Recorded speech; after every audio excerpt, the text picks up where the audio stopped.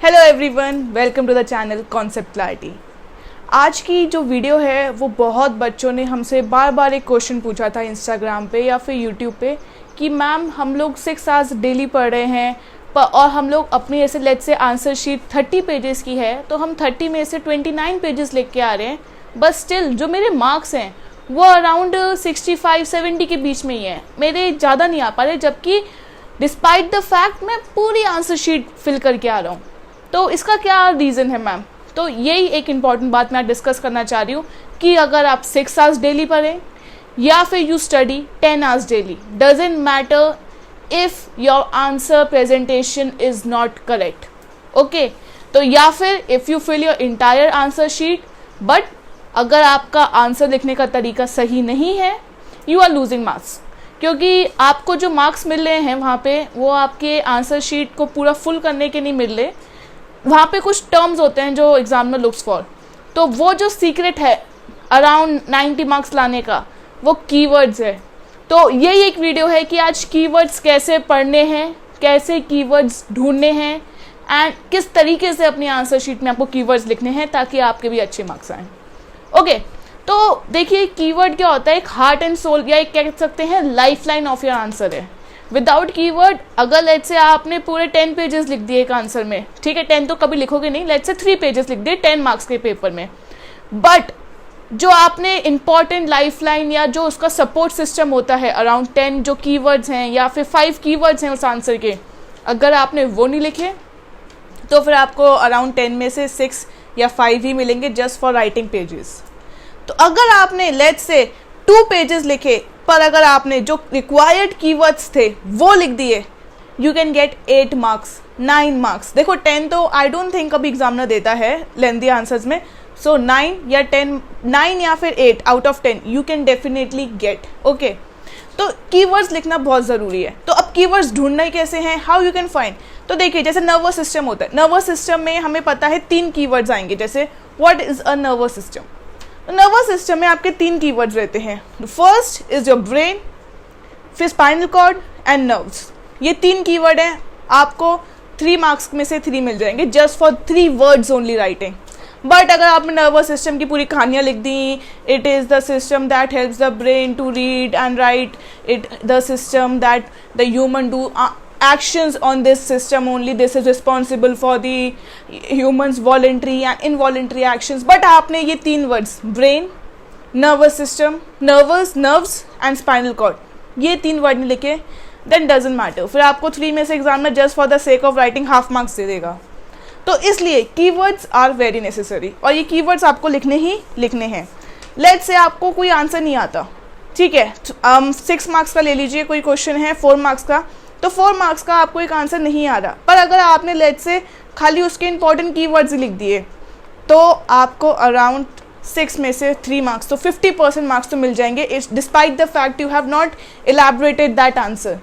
ठीक है, आपने आंसर इलैबोरेट नहीं करा पर आपने कीवर्ड्स लिख दिए, तो एग्जामिनर क्या करेगा, ठीक है मार्क्स दे देगा, क्योंकि उसने देखा इसने जो मेन लाइफ लाइन थी आंसर की वो तो लिखी थी, माना आप उसे एक्सप्लेन नहीं कर पाए, डजेंट मैटर। लेट्स से आपने ब्रेन था, ब्रेन एक्सप्लेन नहीं कर पाए पर आपने ब्रेन तो लिखा ना, तो उसके आपको मार्क्स मिल जाएंगे। और देखिए वी आर स्मार्ट इनफ, अगर हमने ब्रेन लिख दिया तो हम कुछ ना कुछ तो एक स्टोरी उसके अराउंड बना के लिख ही देंगे, ठीक है। तो कीवर्ड्स के अराउंड फिर अगर आप अपनी स्टोरी बना देंगे so you will get marks, but the keywords will fetch you the marks, बाकी सब तो पीछे एक सपोर्टिव आइटम्स हैं जो आप लिखोगे।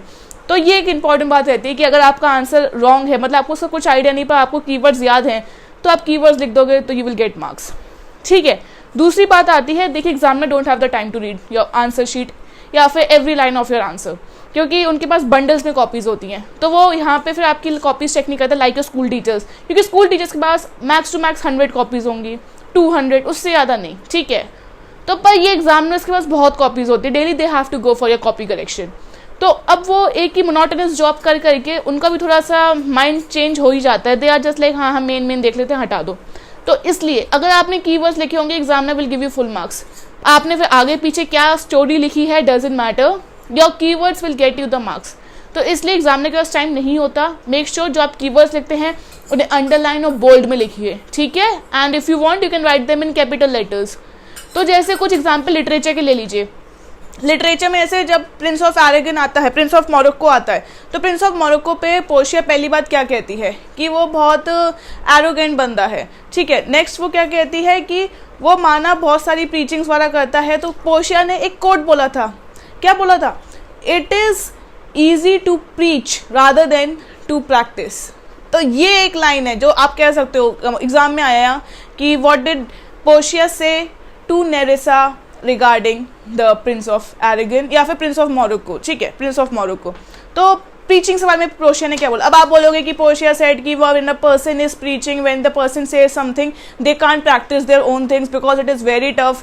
आपने इतनी कहानियाँ लिखी, बट अगर आपने एक लाइन लिख दी, it is easy to teach या it is easy to preach rather than to practice, ठीक है, ये एक line and you are getting 3 marks या 4 मार्क्स, इतने का आंसर है। बाकी story you can explain that quote, it's up to you. But अगर आपने यही कोट खाली लिख दिया, it's easy to preach rather than to practice, full 3 marks are in your hands, क्योंकि एग्जाम ने देखा हाँ इस बंदे को पता है कि पोर्शिया ने ऐसा से क्या कहा था टीचिंग के ऊपर, यही थी वो लाइन, बस खत्म। बाकी ही वोंट बी सिंग कि आपने एक्सप्लेनेशन में क्या लिखा है और क्या नहीं लिखा।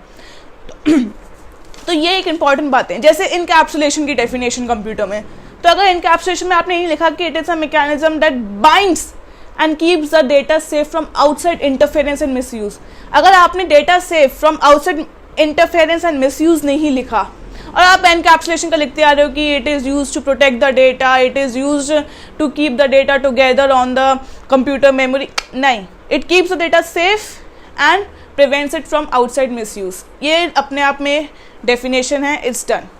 तो आपको कीवर्ड्स पकड़ने हैं। अगर आपने कीवर्ड्स लिखे and you don't know the answer also exactly, कि आपको नहीं पता बट आपको कीवर्ड्स पता हैं, तो you are done. Half your story या half your battle is one.